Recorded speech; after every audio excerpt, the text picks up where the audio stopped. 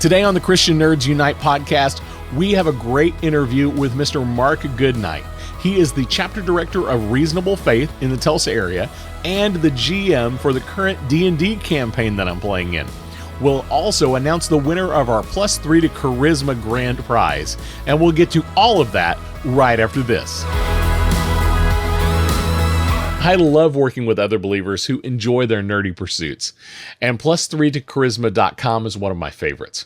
Producing top quality and affordable tabletop gaming supplies, owned and operated by a great Christian couple, they believe everyone should have the opportunity to have an epic gaming experience, because everyone needs a charisma boost. Check them out at +3 to Charisma.com. Christian Nerds Unite and +3 to Charisma are partnering together on a special giveaway, so stick around for the end of the show. Now, back to the show.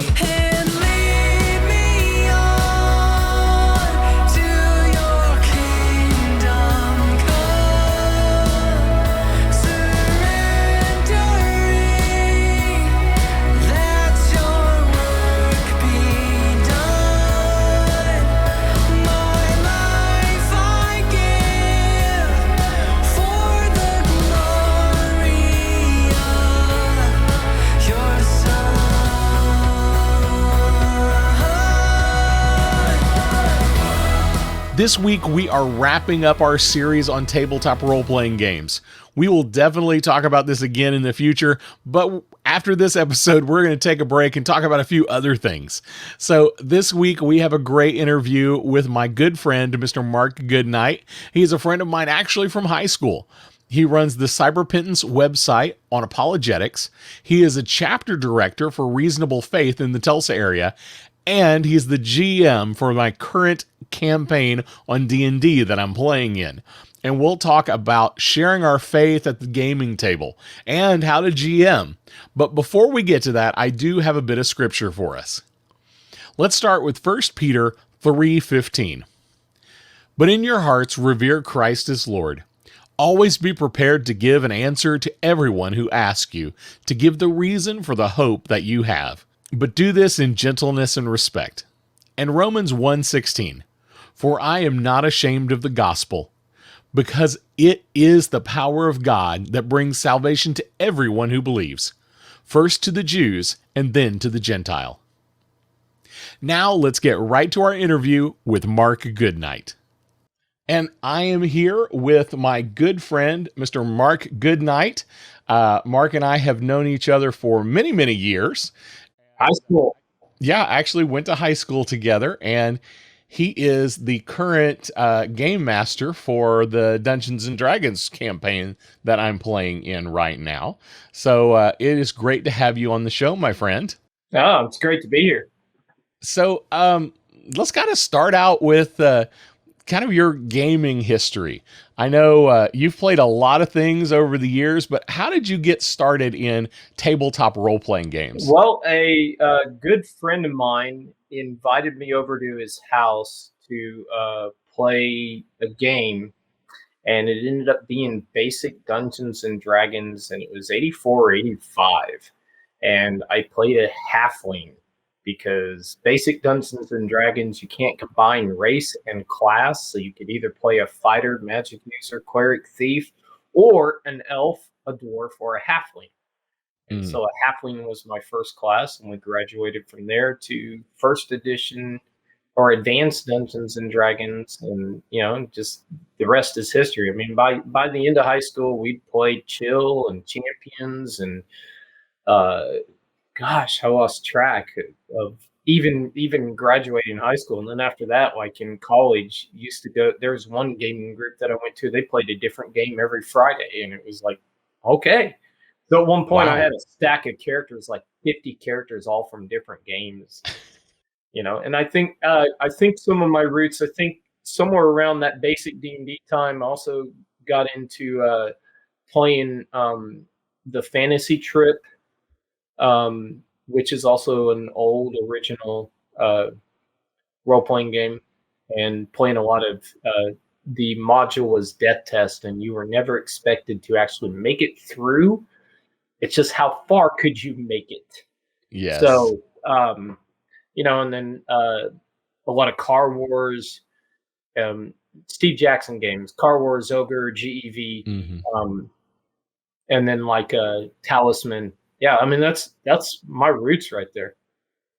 And Very that's cool. actually the purpose of the D&D game you're in was like I wanted to like go back to first edition D&D, go back to like I didn't want to go so far as basic D&D, but I wanted to go back to first edition D&D and play only using like the Dungeon Master's Guide, the Player's Handbook, and the Monster Manuals. Nothing else. So Yeah, which does make our game a little bit different than what some people might have played or seen recently. So we're not playing 5e. We're playing first original, edition. first Yeah, I mean, edition. go back, yeah, and I mean, it's a return to roots. This is like the godfather of role playing games. All role playing games trace themselves to Dungeons and Dragons in one way or another. So And we actually play online. yes, Um, and so, how do you like playing online versus playing in person with people?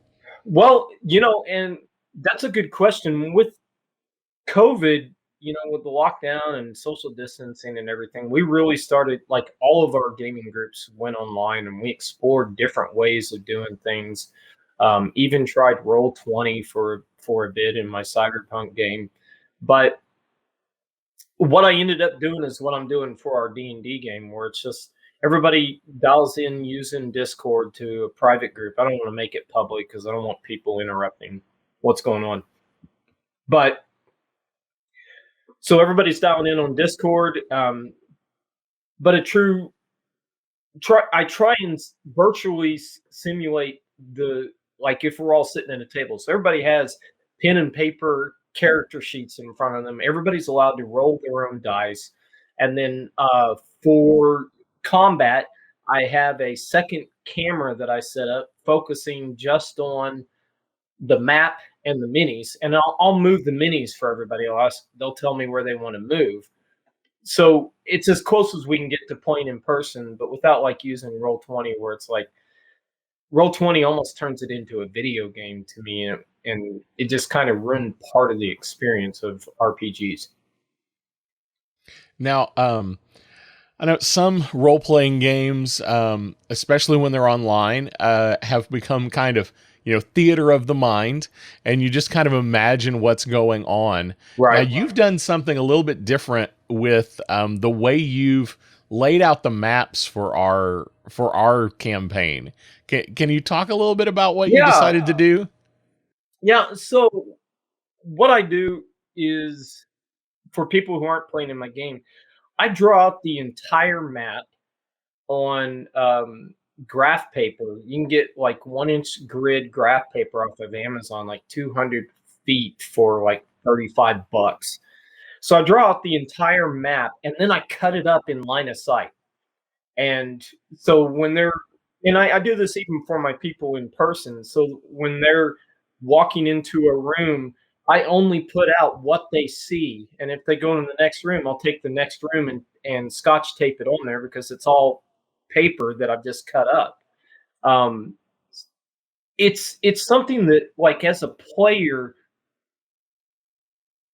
I always while you can game without metagaming, separating what your player knows from what your character Yes. knows, it's so much a more richer experience for me when you don't have to fight that metagame Yeah. experience.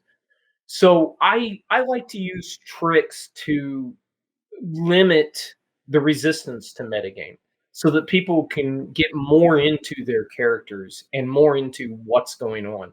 I mean, I'll go so far as people make it like in my Cyberpunk game. I have everybody make their perception rolls ahead of time, and I have them all written down. And so when I need a perception roll, I just look at their rolls. I don't tell everybody, "Hey, make a perception roll," because then you've missed something. Mm. So I look down and see who's makes a roll, and I only tell those players what they saw, and I let those players tell the other players in their own words what's going on, which sometimes players will withhold that information, and it turns out really funny. It makes a great experience. Now you've even done a little thing with you've even done a little thing in order to help metagaming there as well, and that idea of the players shouldn't know things that I just said over the table.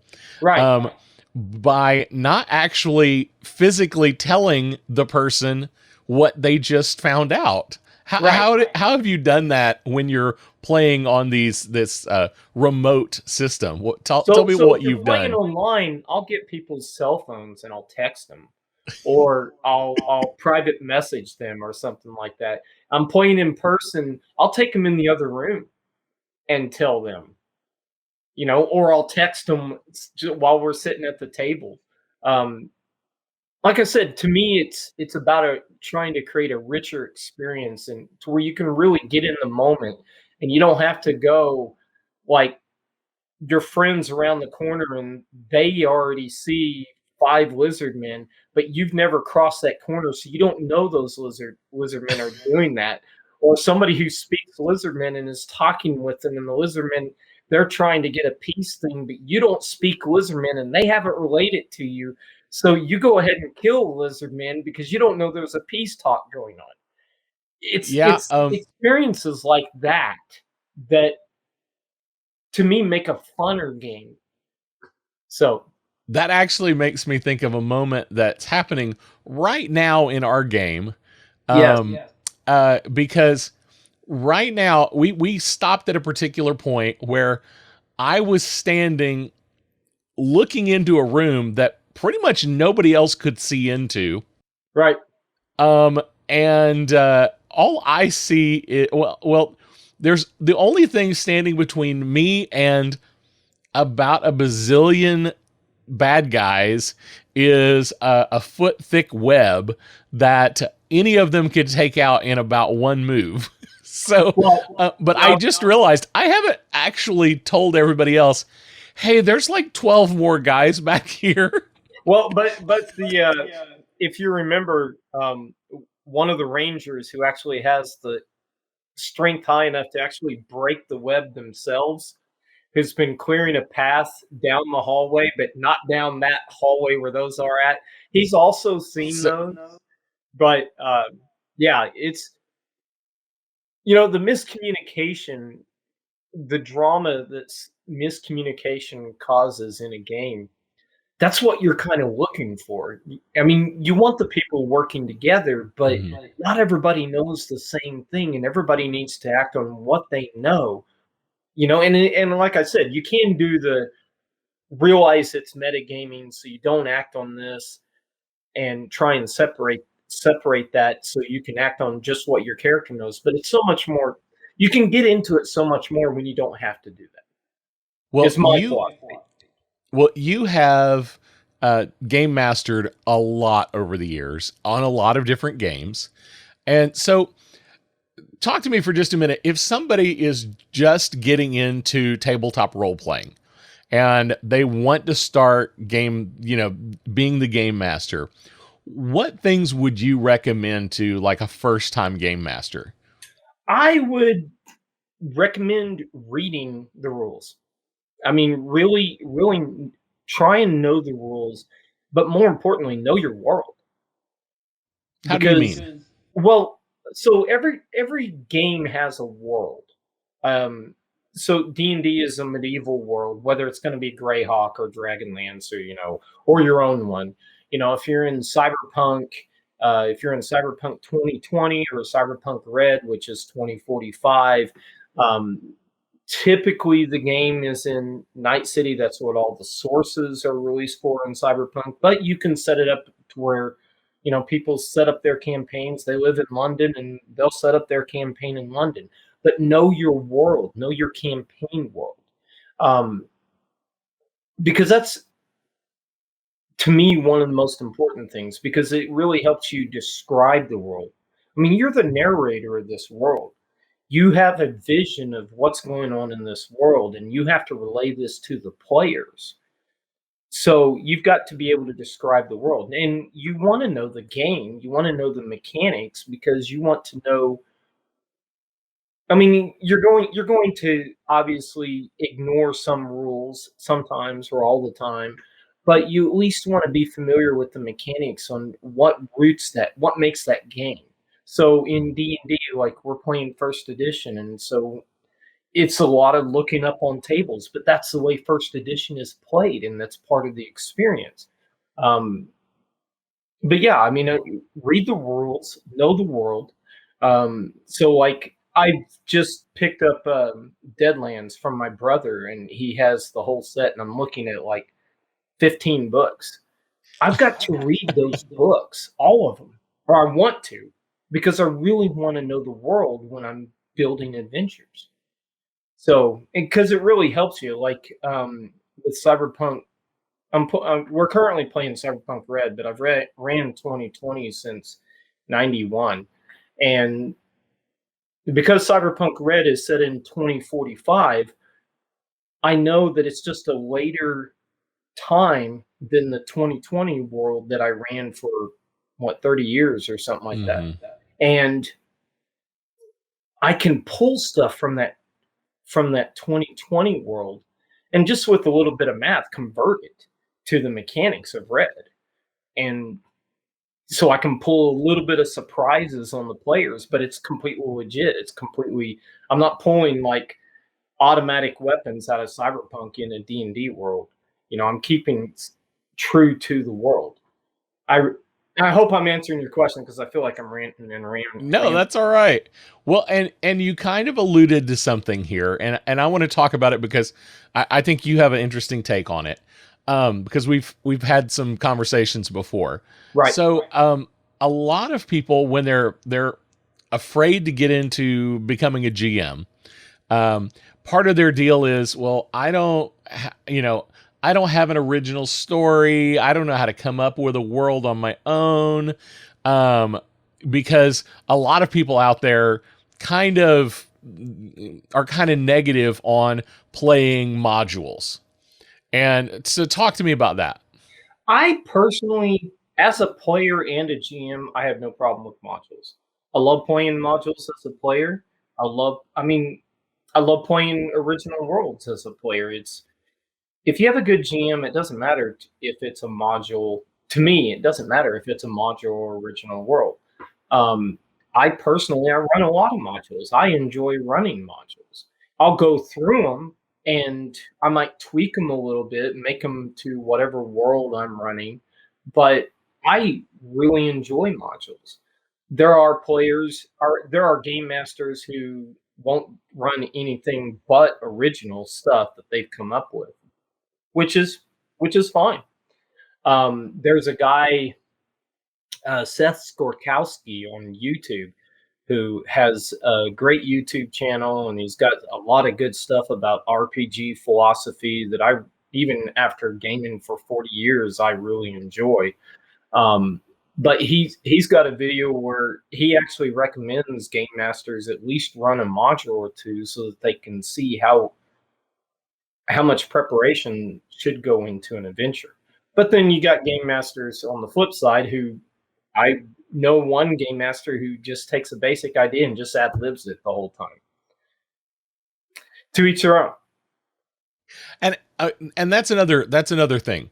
How much for you is I want to prep everything versus I'm going to ad lib everything. I am a big fan of overkill on prep as a game master. Even when I've ran like an original idea, I'll have like 17 pages of notes.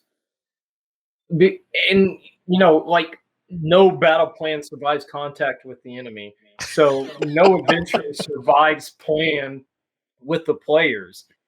But to me, when I have when I put that much work into the adventure, whether it's a module, which, if I'm running a module, I will pour through it and I'll end up with like several pages of notes on top of the module.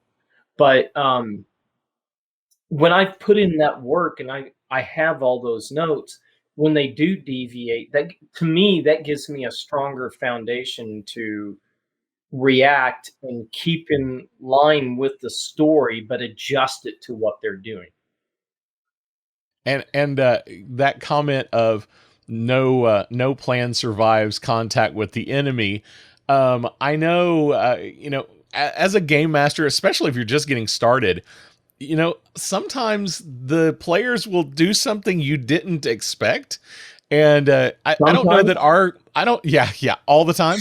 I don't know how much our group goes off of your expectations, but I know, the group will be discussing how exactly your wife plays with us. Yes. We'll be discussing how exactly we're going to handle this situation because the bad guys haven't seen us yet. And your wife goes, I shoot an arrow. Or as I'm trying to climb onto a boat, I decide to reach up and just yank one of the guys. Two guys are up there trying to help me up onto the boat, and I just decide I'm going to just yank one of them off. Right. And so how do you react? How do you get things either back on track, or how do you deal with this unexpected player situation? Well, I mean, like I said, when you've done a lot of work, when something like that happens, it's easy to adjust to it. Like, for example, the pirate ship that you were boarding, that you yanked the pirate off into the water. You guys actually were in a position that you could have at least two of you could have actually made it onto the ship before they realized that you weren't the people they were supposed to be meeting. But yanking the guy off into the water, it's like so you have to look at the bad guys as NPCs. Yeah. And you have to look at it when you got these prepared notes, you have to look at it like, okay, they have to react to this on what just happened here. And pulling a guy off, it wasn't exactly an accident, and that makes them suspicious. And so it's like, hey, combat just started. Let's get at it. Shooting an arrow. I mean, in those scenarios, it just means that the combat started earlier than expected, but there was going to be a combat one way or the other. Have you ever run into a situation where the players killed like one of your important NPCs that they really needed to have a conversation with instead? It has happened. What do you do when that happens? Well, the information that they need to get, you come up with another NPC on the fly. I mean, no matter how much preparation you have, there's always going to be a little bit of ad-libbing. Because you can't prepare for every scenario that the players are going to bring at you. But again, I go back to when you've done all that work, it makes the ad-libbing easier, because what you've got this, for the one adventure, I had 17 pages of notes. I had 17 pages of notes to react off of. So, and that was one of those that it was actually hilarious, because it was a cyberpunk game, and they were searching for they got hired by a company who told them that one of their scientists had done an experiment on himself, and they think that it had driven him crazy, and they were really concerned about his family, and they really wanted the party to go find him and bring him back in. They were so concerned about his family. There was a strong emphasis on that. That sounds like a lie. Spoiler alert, he didn't have a family. He was the experiment. He wasn't one of the scientists. But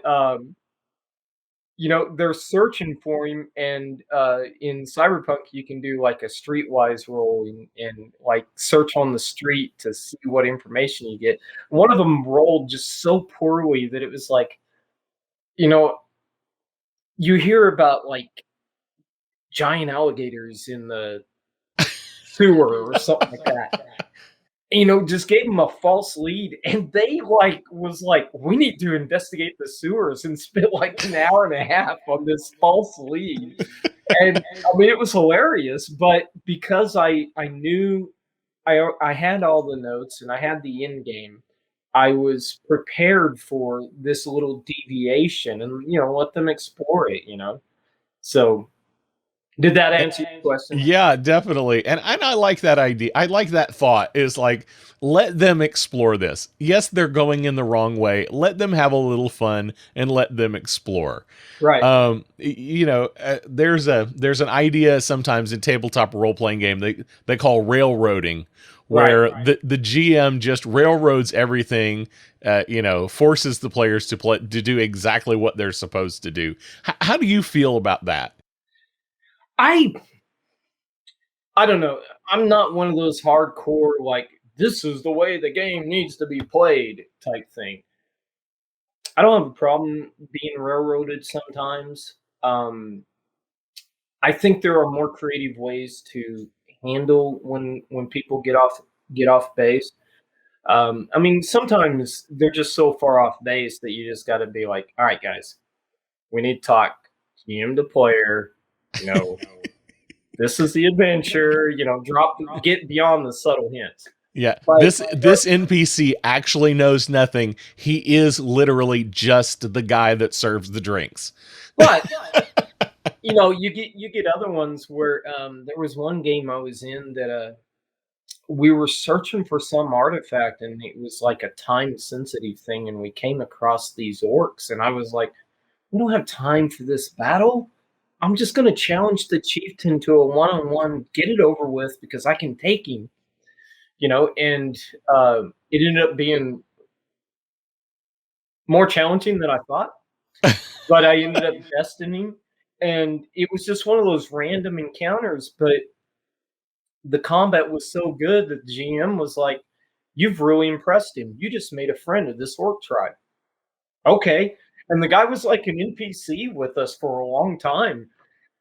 So Nice. you get random stuff like that, but there are books out there on how to handle um, getting way off base as a GM. Hmm. Cyberpunk has a great book called "Listen Up, You Primitive Screwheads," which is a GM book, and there are ideas in there that would work not just in Cyberpunk but in any game, as far as ideas on how to handle problem players or how to handle when they get off base or something like that. And you can find articles or I mean, there's helpful tips out there that you could find. There's great resources for philosophy of, GMing to help in those situations. Because so RPGing is a social game, and any social thing that you deal with, you're going to occasionally run into either a wrong idea or there's bad player stereotypes out there that you want to try and avoid. The most common ones you'll hear about are like power gamers or rules lawyers. And there's ways to handle those. And then sometimes you just gotta be like, okay, you're not working out as a player. And this is getting off topic as far as the handling players who get off base and comparing to railroading, because that's more of like problem players and how do you handle problem players or people who cheat or whatever. Hmm. So Well, so you brought up the social aspect. Now, you and I are both believers, right. and one of the things that I picked up a long time ago was that nerds like us sometimes nerds like us need to be at the table because there are times where people who are not believers are going to have questions, and we've built relationships with them through game playing.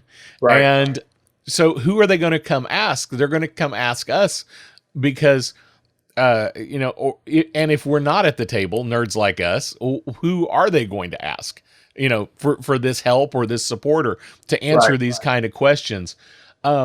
So How do you feel about bringing your faith? Now, I know you came to faith a little bit later in life, and maybe you can give us a little bit of that story along with this. But how do you feel about um, working faith into either the storytelling or just as you're playing the game, as a player or as a GM? As a player and as a GM, or as a GM, I typically don't work my faith directly into the game. Um, I have, as a player, on occasion when it's a concept that I'm building and it's cool to be part of it. Um, the faith thing to me is more of a the social aspect of interacting with people outside the game.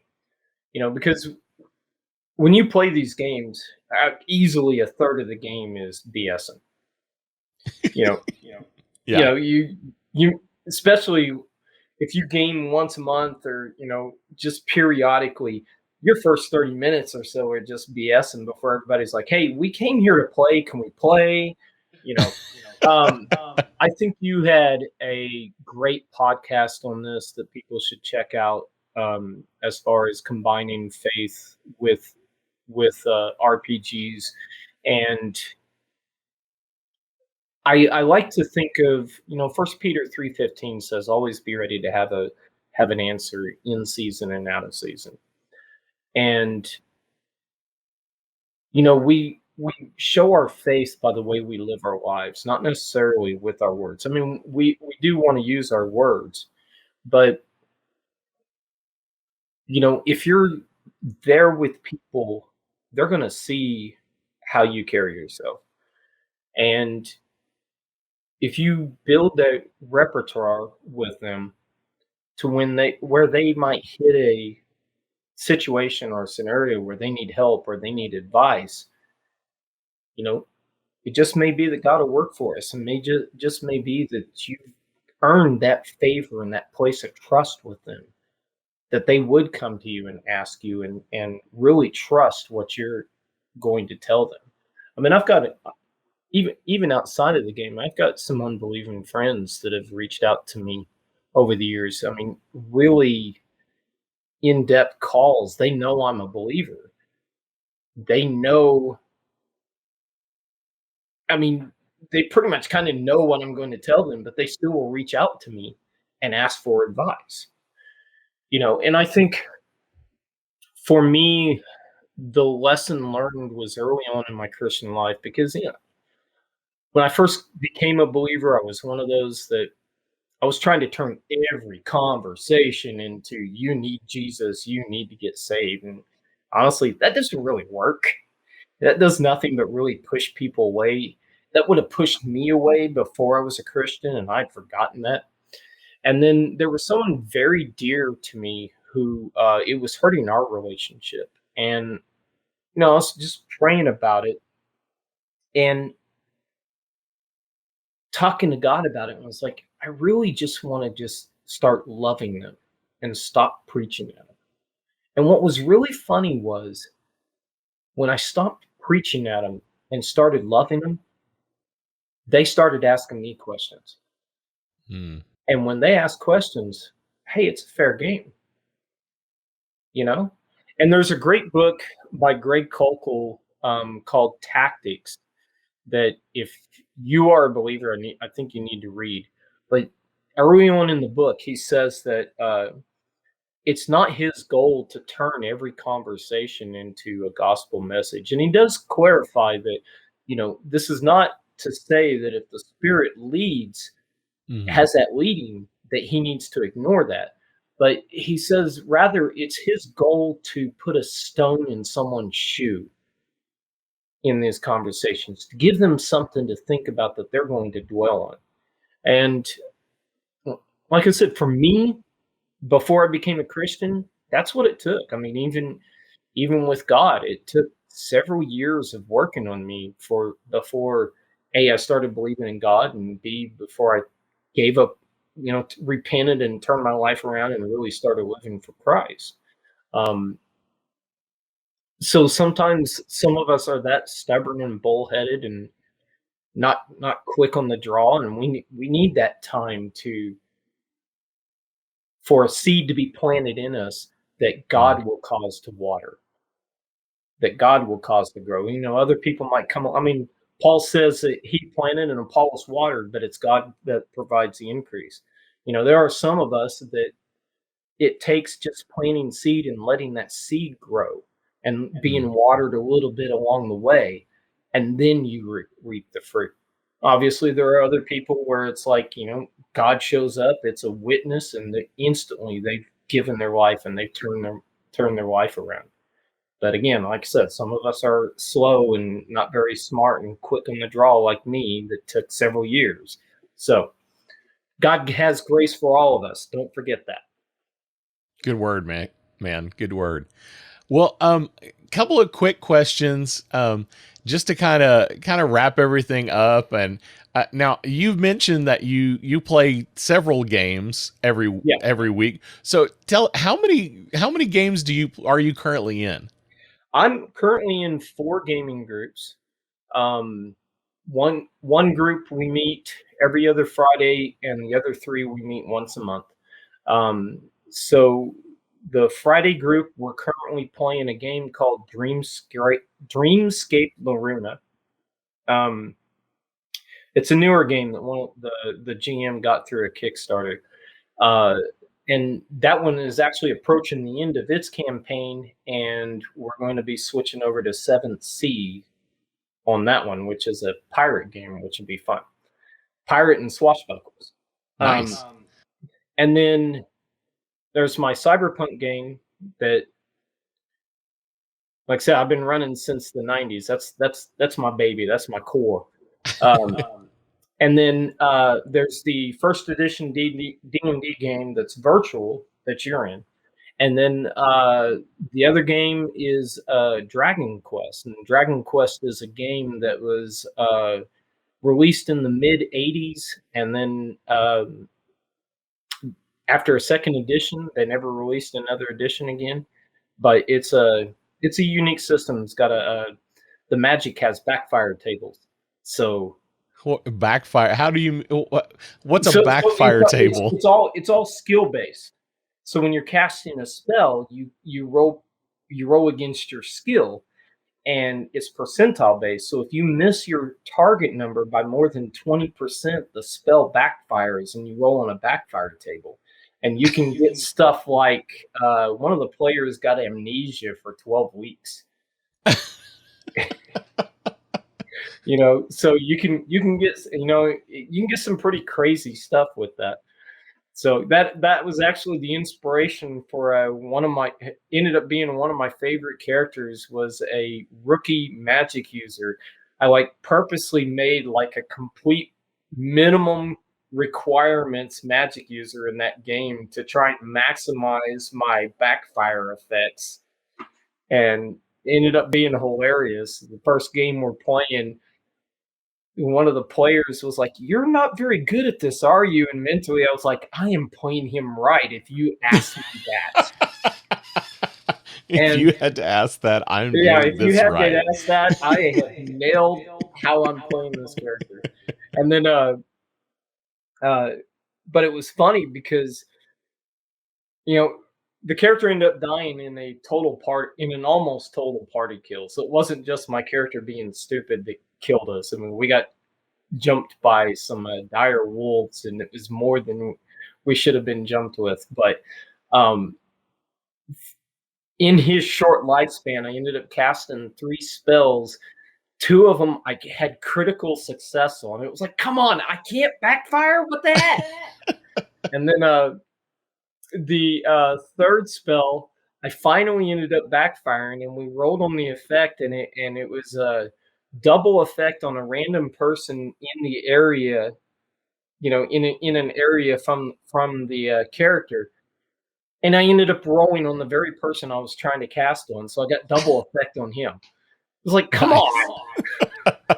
I can't fail. This is I not was right. trying. I was purposely trying to mess up, and the dice wouldn't let me mess up.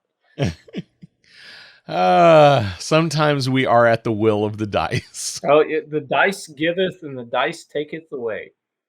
So, what is your favorite game mechanic? That what's one thing in any of the games you've ever played that you're like, this is super unique or weird, or I just really love this feature?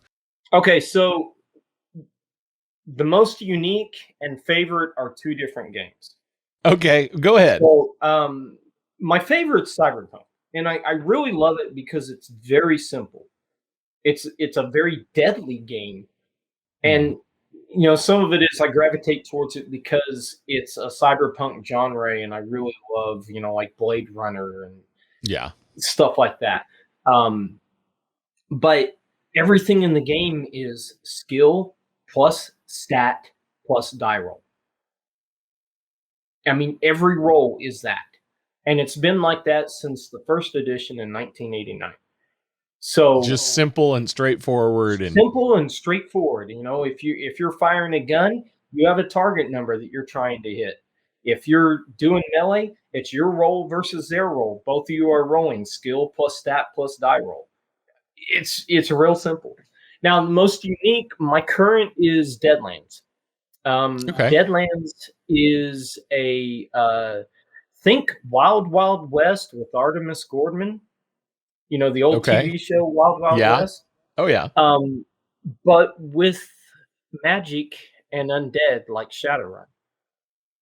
Okay. And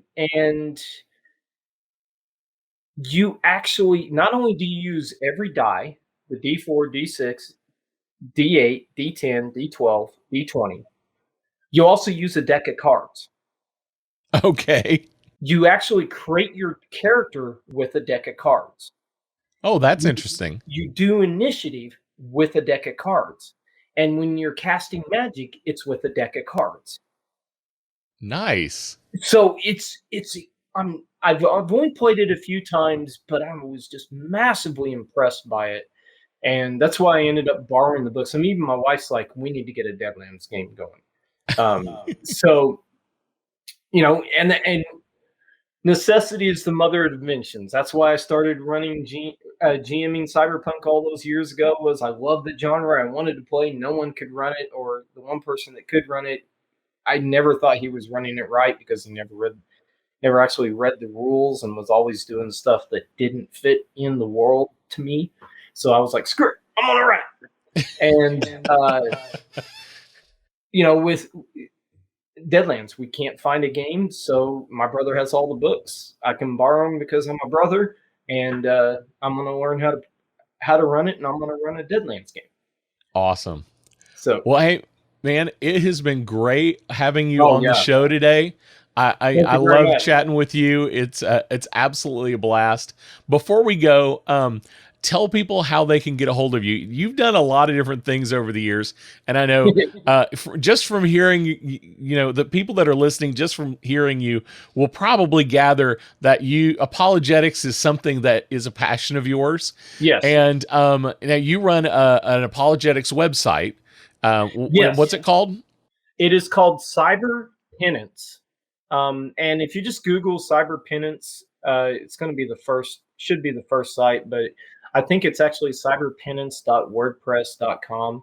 And Is I'll put it in the links down below as well. Yeah, I'll send you the exact website. Um, Now, confession, I haven't updated it in probably about 2 years, but it still has a ton of articles. I've got my entire testimony written on there. Just a real short one. Um, I was I'll do the short compressed version. See if I can do it under 5 minutes. If you want to time me, that's cool. Go for it. Uh, but so I was suicidal from the age of 5. I actually told my mom I wanted to die at the age of 5 and tried to kill myself. I was deaf for 2 years when I was learning how to speak. So anybody who's listening to me, occasionally you might hear me say a word wrong. It's because I can't pronounce it right. Um, and then, so I grew up in a Christian home, but I rejected the church at the age of 12. I asked Satan into my life when I was 15. and then got into dabbling in the occult, and then in after college got into drugs. See, all that was before I started doing drugs. I mean, I was classified as a level 5 neurotic by the time I graduated high school by the state of Oklahoma. Um, and so I didn't need drugs to be crazy. They just made me crazier. But I basically reached close to rock bottom and ended up praying a prayer that started with, God, if you are real, because I didn't know if it was real or not, and got an answer the next morning. That prayer was prayed probably about 3:30, 4 o'clock, and I got an answer by 7 or 8 o'clock. And it was one of those things that, oh my God, God is real. Wow, type thing. So I believed in God, but it didn't. You know, Going back to the stubborn and bullheaded and slow to think uh, aspect, I actually went further down the rabbit hole, further into drugs. Even though I believed in God, I hated Christians. I would tell my friends, this is a quote, if I ever become a Christian, take a gun and blow my brains out and put me out of my misery. That was how I felt about Christianity.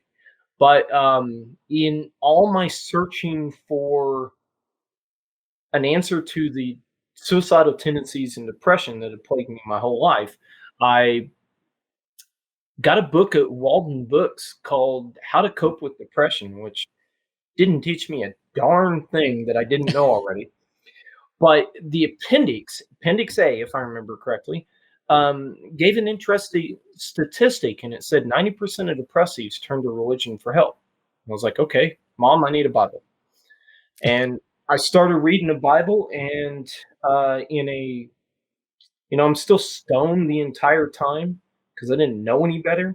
Um, and I ended up stumbling onto a TV evangelist one Sunday morning while working a graveyard. So it was the end of the day for me.